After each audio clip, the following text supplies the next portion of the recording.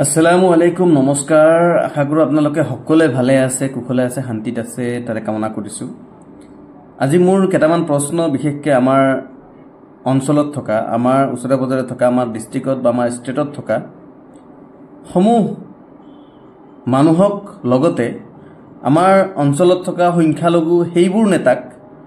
যোন নেতাখিনি আমাৰ বিশেষকৈ বিজেপিৰ লগত আছে বিজেপি এজেপি চৰকাৰত ভাগ লৈ আছে সেই সকল নেতাক বা সেই সকল লিডাৰক মই ক'ব খুজিছো এই প্ৰশ্ন কেটামান যে উচ্ছেদ এটা গণতান্ত্ৰিক প্ৰক্ৰিয়া উচ্ছেদ ভাৰতবৰ্ষত কৰবাত নহয় কৰবাত হৈয়ে থাকে অসমতো উচ্ছেদ হৈছে যিবিলাক গভৰ্ণমেণ্টৰ মাটি আছে যিবিলাক গভৰ্ণমেণ্টৰ মানে খাস মাটি সেই খাস মাটি বিলাকত যিবিলাক মানুহ অবৈধভাৱে আছে তেখেতসকলক উচ্ছেদ আজি নহয় কালি হ'বই হেতু বেলেগ বস্তু হেতু গণতান্ত্ৰিক এটা প্ৰক্ৰিয়া হেতু হ'বই কিন্তু মোৰ প্ৰশ্ন এনেকুৱা ধৰণৰ যে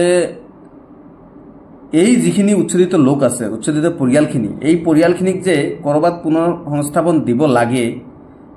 বা লাগিছিলে বিশেষকৈ বিজেপিত থকা বা চৰকাৰৰ লগত থকা চৰকাৰৰ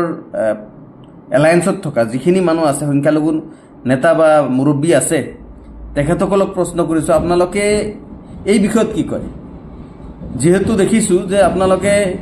বিশেষকৈ সংখ্যালঘু যিবোৰ নেতা আছে চৰকাৰত আছে বা চৰকাৰৰ লগত এলায়েন্সত আছে তেখেতসকলৰ মেক্সিমামেই চুপচাপ হৈ আছে বাকিখিনিৰ কথা মই নকওঁ কাৰণ যেতিয়া চৰকাৰত থাকে আমি ৰাইজে ভাবো যে আপোনালোকে নিশ্চয় চৰকাৰৰ বিষয়ববীয়া যিমান আছে বা চৰকাৰী যিখিনি মানুহ আছে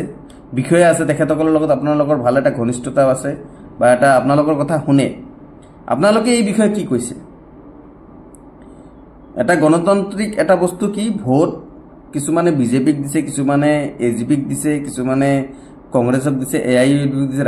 ৰাইজৰ দলক দিছে কাক কোনে ভোট দিছে এইবোৰ ডাঙৰ কথা নহয় কিন্তু যেতিয়া ভোটত কোনোবা নিৰ্বাচিত হৈ আহে সেই মানুহখিনি কিন্তু আমাৰ নেতা বা সেই মানুহখিনি আমাৰ নিৰ্বাচিত এজন আমাৰ সমাজৰ দায়বদ্ধ লোক তো যেতিয়া সমাজত তেনেকুৱা বা গণতান্ত্ৰিক প্ৰক্ৰিয়া যেনেকৈ ভোটত জিকি অহাৰ পিছত যেতিয়া সিএম হয় এমএলএ হয় এমপি হয় তেখেতসকলে আমাৰ নেতা তেতিয়া আৰু এইটো প্ৰশ্নই নাথাকে যে কোনোবা কাক ভোট দিছে মই কিন্তু ইভিকশ্যনৰ বিৰোধিতা নকৰোঁ ইভিকশ্যনে এইকাৰণে বিৰোধিতা নকৰোঁ এইটো গণতান্ত্ৰিক প্ৰক্ৰিয়া এইটো হ'বই আজি নহ'লে কালি হয়তো হ'লেহেঁতেন যিহেতু অবৈধ এটা জেগাত আছে যিহেতু তাৰ কাগজ পাতি নাই এটা খাস মাটি খাস লেণ্ড গতিকে উচ্ছেদ হোৱাটো বেলেগ কথা কিন্তু এখেতসকলৰ যে পুনৰ সংস্থাপনৰ যে দৰকাৰ আছিলে আপোনালোকে চৰকাৰৰ লগত থকা বা চৰকাৰৰ এলায়েন্সত থকা নেতাসকলে যিবিলাকে আমাৰ ওচৰে পাজৰে আমিও দেখা পাওঁ যে আমাৰ নেতা বহুত আছে সেই নেতাবোৰৰ কোনো ষ্টেটমেণ্ট নাই সেই নেতাবোৰৰ কোনো যেনেবা তেখেতসকলে হেং মাৰিছে তেনেকুৱা ধৰণৰ দেখা যায় আপোনালোকে একচুৱেলি কি ভাবে এই ভিডিঅ'টোৰ জৰিয়তে আপোনালোকে নিশ্চয় এই ভিডিঅ'টোৰ কমেণ্ট কৰিব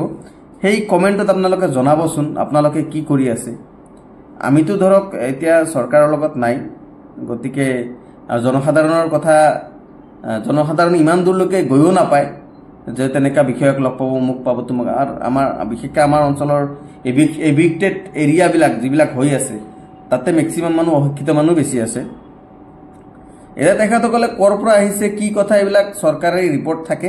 আৰু চৰকাৰে সেইবিলাক গম পাব এইটো বেলেগ কথা কিন্তু as a human being as a মানুহ হিচাপত আপোনালোকে এইটোত কি ভাবে কমেণ্ট কৰি জনাবচোন একচুৱেলি এই চৰকাৰৰ লগত থকা চৰকাৰৰ এলায়েন্সত থকা নেতাবোৰ একচুৱেলি ক'ত আছে তেখেতসকলে কি কৰি আছে আমি অলপ জানিলে অলপ ভাল লাগিব আমাক নহ'লে নেক্সট যেতিয়া ইলেকশ্যন আহিব ইলেকশ্যনৰ সময়ত আপোনালোকে আমাৰ ওচৰে পাজৰে ঘূৰিয়ে থাকিব যেতিয়া ওচৰে পাজৰে ঘূৰি থাকিব তেতিয়া আমিও আপোনালোকক তো জানিব লাগিব যে আপোনালোকে ৰাইজৰ বিপদে আপদে আপোনালোকে কি কৰে কি নকৰে বা ৰাইজক আপোনালোকে কেনেকুৱা ধৰণৰ প্ৰস্তাৱ ৰাখিছিল বা আপোনালোকৰ প্ৰস্তাৱ মৰ্মে এই চৰকাৰে কাম কৰিছে নে নাকচ কৰিছে আপোনালোকৰ প্ৰস্তাৱবোৰ আমি শুনিলে অলপ ভাল পাম তো বিশেষকৈ আমাৰ গোৱালপাৰাই হওক এই আপোনাৰ গোৱালপাৰা হাছিলাবিলেই হওক আমাৰ কৃষ্ণাই পাইকানেই হওক বা ধুবুৰীৰে হওক আমি এজ এ হিউমেন বিং হিচাপে আপোনালোকৰ পৰা অলপ জানিব খুজিছোঁ আপোনালোকে আমাক যদি জনাই আমি নিশ্চয় আনন্দিত হ'ম আৰু আমাক ভাল লাগিব যে আমি একচুয়ালি আমাক বুজাব লাগে ৰাইজক যে বিজেপিক কিয় আমি ভোট দিব লাগে, বিজেপিক যে আমি ভোট দিম কিয় দিম, সেইটো অলপ ৰাইজক জনালে ৰাইজে অলপ ভাল পাব।